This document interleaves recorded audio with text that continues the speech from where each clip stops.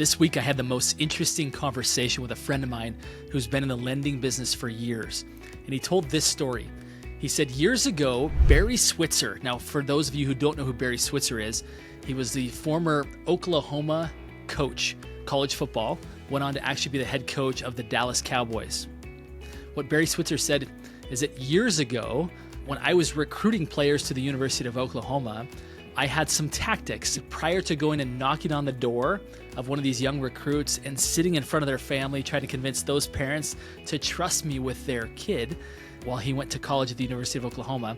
I would actually go sneak around the back of the house. I would open up the garbage can and see what kind of beer bottles were inside the garbage can. Then he would sneak back around, knock on the front door. That way, when they were sitting there with the family would, of course, at some point say, "Coach, can we get you a beer to drink?" And he would say, "Only if it's Miller Lite," for example. In other words, he would check to see what that family liked, and then he would pretend that that was the only kind of beer that he drank.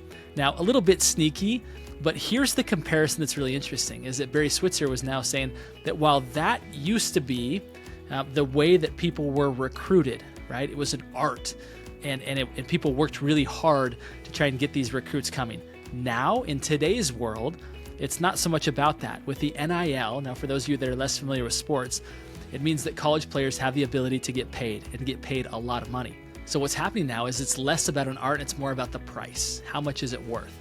Now, my lender friend, as he was telling me this story, he said, oftentimes I feel a little bit like this when it comes to the lending business, is that it used to be this art of how I could, offer all this additional value to people. But he said, I feel like what's happening more and more is the industry is becoming more about price.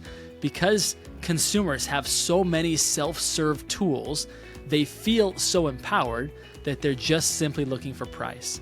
In other words, because big tech platforms are disintermediating the professional from the client, these professionals are being commoditized. In other words, big tech is working hard to make all these professionals be exactly the same so that it is all about price, so that they can have their hand also in the professional and consumer's pocket, taking their maybe unfair share.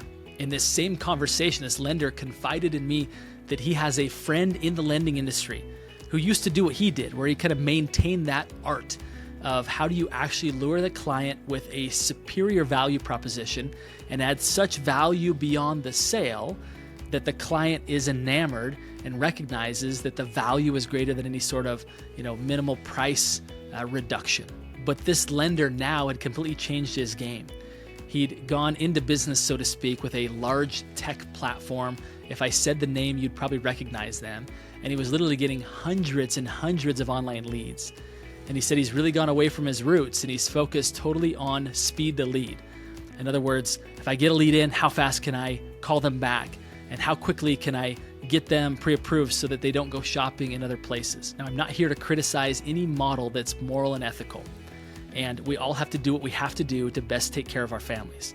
But I am here to say that if you choose to play the commodity game, beware, your life is going to change. And this is exactly what was shared with me, is that this particular lender that's taken that path, his weekends are entirely consumed with being on the computer the entire time, away from his family, trying to get back to people immediately, because he recognizes that if he doesn't get back to them immediately, what's going to happen is they're going to move on to the next guy. They are simply a commodity.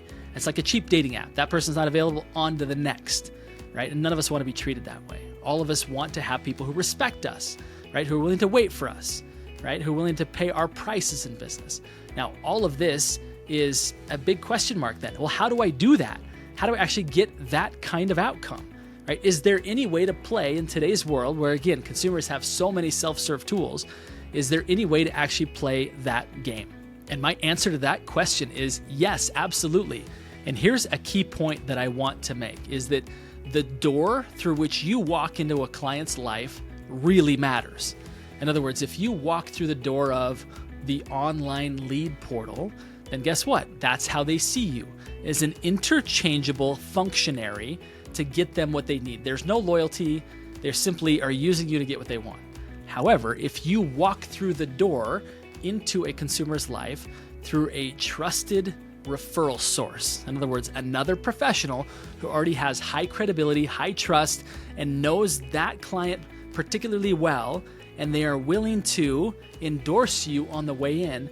Now, that client is more likely to, again, wait for you and pay for you. It doesn't mean you can gouge customers, but it doesn't mean that your only value proposition is how fast can I get back and price limbo of how low can I go, right?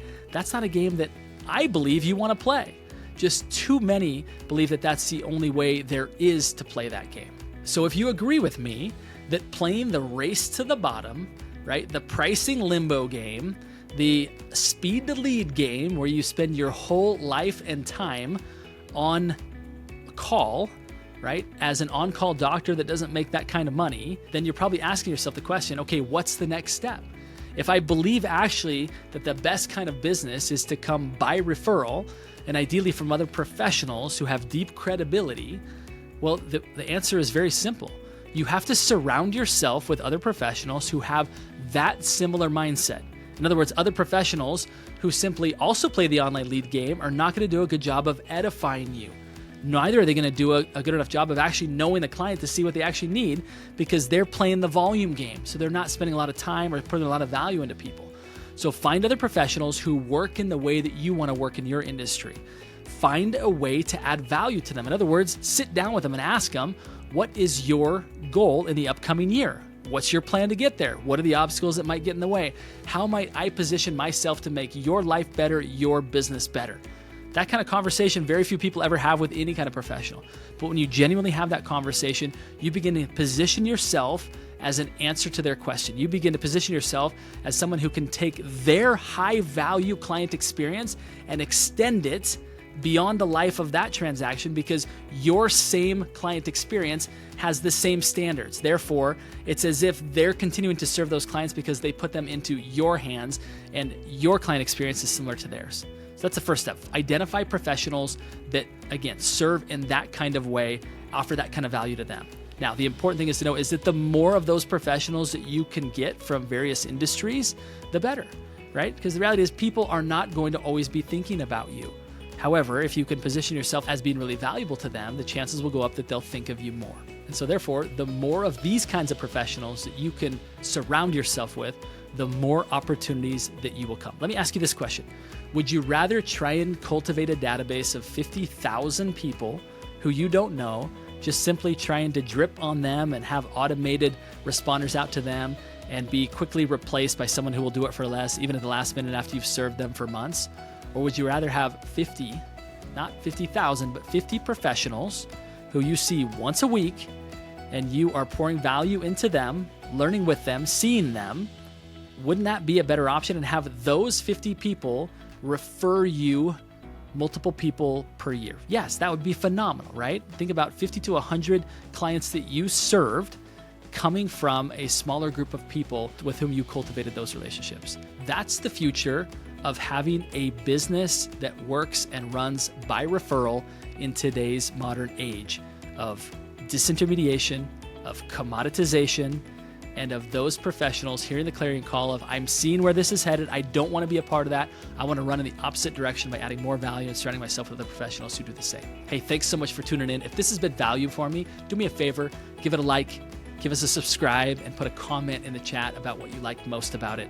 That'll give us the incentive to want to continue to drop value on you.